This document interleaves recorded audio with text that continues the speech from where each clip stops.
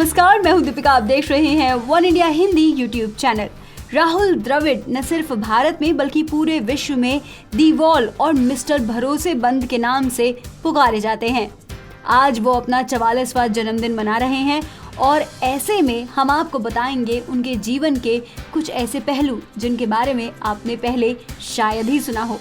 तो सबसे पहले बात करते हैं राहुल द्रविड़ के उस रिकॉर्ड की जो वो सचिन तेंदुलकर के साथ शेयर करते हैं।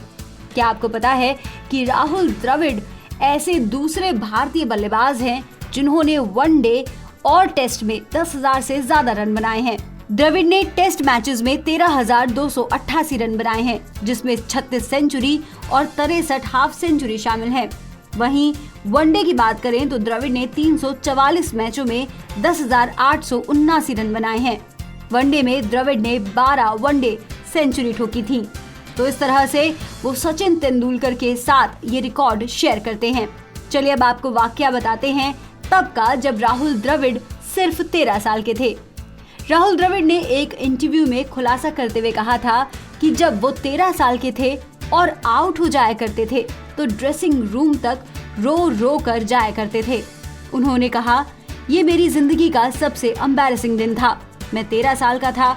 आउट होने के बाद मैं ड्रेसिंग रूम तक रोते रोते गया था। हालांकि आपको बता दें कि इंटरनेशनल क्रिकेट में द्रविड़ को बहुत कम रिएक्ट करते हुए देखा जाता है। चलिए अब बात करते हैं राहुल द्रविड़ की स्पोर्ट्समैनशिप की। ये बात है साल 2007 की, जब भारत राहुल द्रविड़ की कप्तानी में आईसीसी वर्ल्ड कप खेलने गया था। ऐसे में उसे बांग्लादेश के हाथों हार का सामना करना पड़ा था। बांग्लादेश से हारने के बाद राहुल द्रविड़ बांग्लादेश की टीम के पास पहुंचे।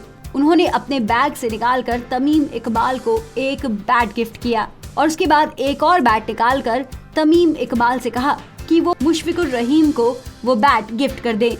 इससे पता चलता है कि राहुल द्रविड़ न सिर्फ एक अच्छे खिलाड़ी थे बल्कि दिल से भी वो अच्छे इंसान थे। इसीलिए न सिर्फ भारत में बल्कि विश्व में सभी क्रिकेटर्स उनकी दिल से इज्जत करते हैं। चलिए अब आपको बताते हैं कि शांत रहने वाले राहुल द्रविड़ को आखिरकार कब गुस्सा आया।